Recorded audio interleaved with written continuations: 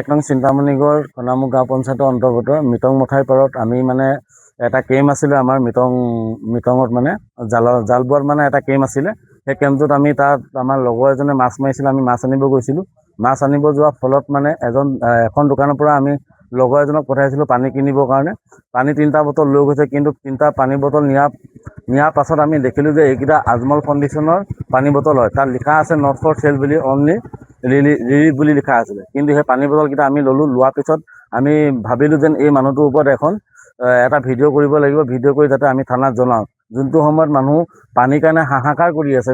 এক নং চিন্তামণিগড় মিটং মথাউৰিৰ কাষত থকা যিসকল মানুহ আছে, সেই মানুহসকলে পানীৰ কাৰণে হাহাকাৰ কৰি আছে। তেওঁ সেই পানীটো, যোনটো পানী বিকিব নোৱাৰা পানীটো তেওঁ বৰ্তমান এতিয়া দোকানত মানে বিক্ৰী কৰিছে, মানে তেওঁ ব্যৱহাৰ কৰি আছে। সেইকাৰণে মোৰ লগতে মোৰ মোবাইলটো লৈ আহিছে। লৈ অহাৰ ফলত তেওঁ ভিডিঅ' কৰিব লওঁতে তেওঁ মোবাইলটো হাতৰ পৰা কাঢ়ি ল'লে।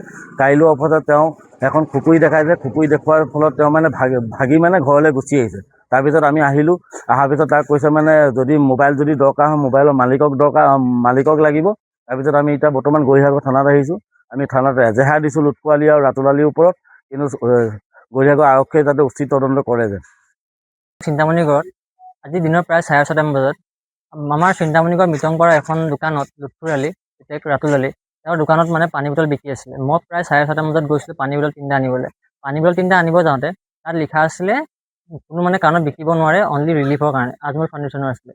তাতে মই ৰিলিফৰ পানী বটলকেইটা বিকাৰ কাৰণে মই এটা মোবাইলত ক্লিক ল'ব ল'লোঁ, ভিডিঅ' ল'ব ল'লোঁ যেন বিকিব নোৱাৰে। কাৰণ মানুহে এতিয়া বানপানী ছিজনত মানুহে পানী খাবলৈ হাহাকাৰ, আৰু পানীটো বিকাটো কি যুক্তি আছে, কাৰণটো ৰিলিফৰ পানী বটল। এবাৰ মই মনা কৰিলোঁ। মই ভিডিঅ' এটা ল'ব ল'লোঁ। মোৰ মোবাইলটো ভিডিঅ' মানে ভালকৈ ক্লিক হ'ব নাপালে, মোবাইলটো টানি লৈ গুচি গ'ল। মোবাইলটো আছিলে মোৰ লগৰটো, ইয়াৰ আছিলে। মোৰ মোবাইলটো মই ঘৰত থৈ গৈছিলোঁ। মোবাইলটো মই ল'ব লওঁতে মোক কৈছে মোবাইলটো নাপাওঁ, মোবাইলৰ মালিক লাগিব। মই কৈছোঁ মোবাইলৰ মালিক নাই, মোবাইলৰ মালিকক লৈছোঁ। মোবাইলটো মই অলৰেডি ৰাখি থৈ দিলে, আৰু তেনেকুৱাত মোক দাওলৈ খেদাইছে। নামটো লুটখোৰালি আৰু পিতাইকৰ নাম ৰাতুলালি। এই ঘটনা সংঘৰ্ষত মই এতিয়া গৌৰীসাগৰ থানাত এজেহাৰ দিছোঁ প্ৰায় 7:30 বজাত। তাতে এতিয়া আৰক্ষীয়ে কি বিচাৰ কৰে, তদন্ত কৰে, তাৰে আশাৰে বাট চাইছোঁ। হয়, নমস্কাৰ। মই বিলচিত খানা, অসম গৌৰীসাগৰ আঞ্চলিক সমিতিৰ মুখ্য সচিব। আজি এটা দুখজনেৰে এই কথাষাৰ ক'বলৈ ওলাইছোঁ। যিটো সময়ত আমাৰ গোটেই শিৱসাগৰ ৰাইজ বানত আক্ৰান্ত হৈ আছে, আৰু আমি নিজে বিলচিত খানা অসমে প্ৰতিটো মুহূৰ্তত সন্মুখৰ পৰা থিয় দি পিনি ৰাইজৰ কাষত থিয় হৈছোঁ, বানাক্ৰান্ত ৰাইজৰ কাষত থিয় হৈ আছিলোঁ। সেই সময়তে গৌৰীসাগৰ 1 নং চিন্তামণিগড়ৰ পৰা এটা বেয়া লগা খবৰ আহি পৰিছে। সেই খবৰটো বেয়া লাগিছে আৰু লগতে খং উঠিছে। কাৰণ কিয়, আজমল ফাউণ্ডেশ্যনৰ ফালৰ পৰা যিটো পানী দিয়া হৈছিলে বানাক্ৰান্ত ৰাইজৰ বাবে, সেই পানীটো এখন দোকানত বিক্ৰী কৰা হৈছে। দোকানত বিক্ৰী কৰাৰ লগতে আমাৰ সৈনিক সতীৰ্থই সেই পানীটো কিনিব গৈছিলে, আমাৰ সৈনিক হয়, তেওঁলোকে কিনিব গৈছিলে, মোৰ কাষতেই আছে।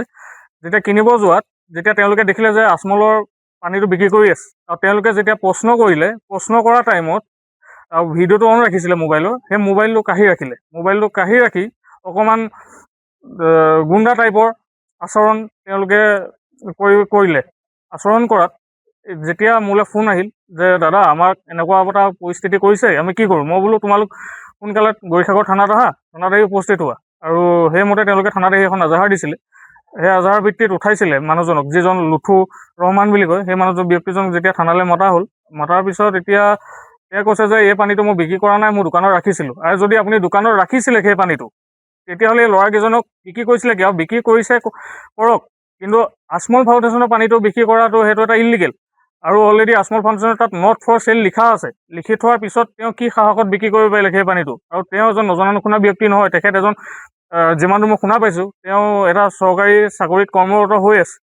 আৰু সেই স্বত্বত এজন শিক্ষিত ব্যক্তিয়ে এই ভুল কামটো কিয় কৰিলে আমি জানিব বিচাৰোঁ গৌৰীসাগৰ আঞ্চলিক সমিতি বিলচিত খানা অসমে।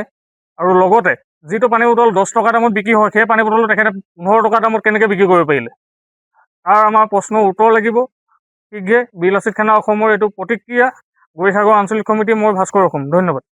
যিকোনো খবৰৰ বাবে যোগাযোগ কৰক 9181 307 221 আমাৰ এই নম্বৰত।